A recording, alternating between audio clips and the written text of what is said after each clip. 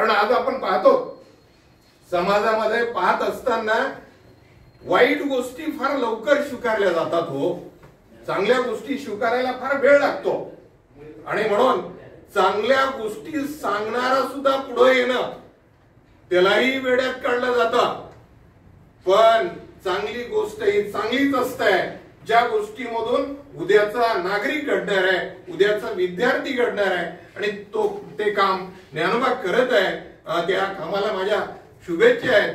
हे करत असताना काही गोष्टीचा मला जाणीवपूर्वक उल्लेख करावा असं वाटतो. आणि त्या गोष्टी म्हणजे तो विद्यार्थी जीवनामध्ये 10 तास अभ्यास केलेला आहे. बिलकुल, कारण मी हे शिकवलं आणि त्याच आचरणावर येतो आहे. 10 तास मी जेव्हा शाहू कॉलेजमध्ये होतो 10 तास कंटिन्यू त्या अभ्यासिकेमध्ये अभ्यास करत होतो. एक तर त्या बेंच वरती झोपायचं, पडल्यानंतर उठल्यानंतर, म्हणजे झोपलं की जाग यायची असेल तर पडणार ना, फक्त बेंच छोटी. आणि तेच तत्व माझ्या विद्यार्थ्यांनी आपल्या जीवनामध्ये अवलंबलं. म्हणून शिक्षण क्षेत्रामध्ये काम करत असताना, अर्थशास्त्राचा विद्यार्थी असताना त्यांनी साहित्याच्या क्षेत्रामध्ये ही भरारी केलेली आहे. आणि त्या भरारीला निश्चितच आपल्या शुभेच्छा आहेत की विद्यार्थी बनत असताना आजचे विद्यार्थी व्यसनाधीन होत आहेत. फारच लवकर विद्यार्थ्यांना व्यसन फार लवकर लागतं. आज कोणताच विद्यार्थी म्हणजे असे बरेचसे विद्यार्थी माझे आहेत की अजिबात कोणत्याच व्यसनात नाही. मला हे स्वाभिमानाने सांगा वाटतं की विद्यार्थ्यांना कसलीच व्यसन नाही आणि मी ती पालन केलंय. मला माझ्या अख्ख्या जीवनामध्ये कोणतंच व्यसन नाही. व्यसन असेल वाचनाचं, लेखनाचं आणि समाज कार्य करण्यासाठी योगदान देण्याचं, ही व्यसन पाळले. की मला माझा आदर्श गुरु म्हणून कोण वाटत असेल तर कबीर वाटत होता. संत कबीरांनी आपल्या जीवनामध्ये आदर्शता बाळगली की समाजाची दिशा कशी असावी, समाज कसा असावा, माणूस कसा असावा, योग्यता कशी असावी.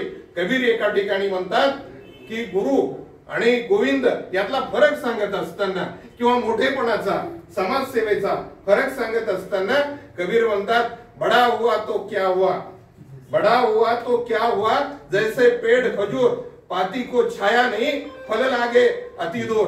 म्हणजे माणूस मोठा झाला म्हणजे त्या खजुराच्या पेडात झाडासारखा, वृक्षासारखा मोठा होऊ नये. तो कारण तसा जर मोठा झाला, जर त्याची उन्हामध्ये सावली मिळत नसेल किंवा त्याला जी काही फळं आहे ते वाटसरूला भुकेले खाता येत नसतील तर त्याचा मोठेपणा काही कामाचा नाही. आणि मोठा होण्यासाठी माणूस कसा असला पाहिजे, त्याने आई वडिलांची सेवा केली पाहिजे, त्यांनी गुरुचा आदर बाळगला पाहिजे, त्यांनी समाजाची सेवा केली पाहिजे, त्यांनी थोरा मोठ्यांची सेवा केली पाहिजे. आणि ही नीती मूल्य या पुस्तकाच्या माध्यमातून ज्ञानोबा पुढे आणतो. खरं तर ज्ञानियाचा राजा गुरु महाराज म्हणतात त्या पद्धतीनं ज्ञानोबांनी हे अतिशय उत्कृष्ट काम केलेलं आहे. आणि या कामातच खरी योग्यता आहे, ती नीती आहे, क्रांती आहे, नम्रता आहे, सृजनशीलता आहे. या सगळ्या गोष्टी यातून त्याने स्पष्ट केलेल्या आहेत.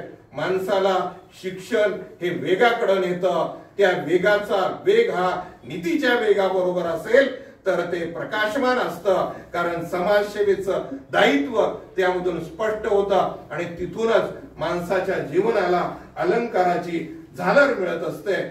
खरं तर मी बरंच काही बोलणार होतो पण वेळही झालेला आहे आणि भाऊ बोलणार आहेत. या प्रसंगी या विषयावरती, या पुस्तकावरती त्यांनी 3 पुस्तकं लिहिलेले आहेत, एक संपादन केलेले आहेत, 2 पुस्तकं लिहिलेली आहेत. या तिन्ही पुस्तकांचा आपण जर अर्थ लावला तर तो नीतीकडेच जाणार आहे, प्रकाशाकडेच जाणार आहे, योग्यतेकडेच जाणार आहे, दिशाच देणार आहे. आणि म्हणून दिशा देणारी माणसं समाजामधली संत असतात, समाजामधली समाजसेवक असतात. मग त्या काळचे संत आणि आताचे संत, आपण प्रवचन करून संत होणारे संत आणि प्रवचन न करता या नीतीच्या समाजसेवेतून होणारे संत, मी तर म्हणेन ज्ञानोबा एक संतच आहे. आणि या संताच्या याच्यामध्ये मला माझी पूर्ण गुरुदक्षिणा मिळालेली आहे. या प्रसंगी मी जास्त आपला वेळ न घेता इथं थांबतो. मला बोलवला, माझा सन्मान केला, धन्यवाद.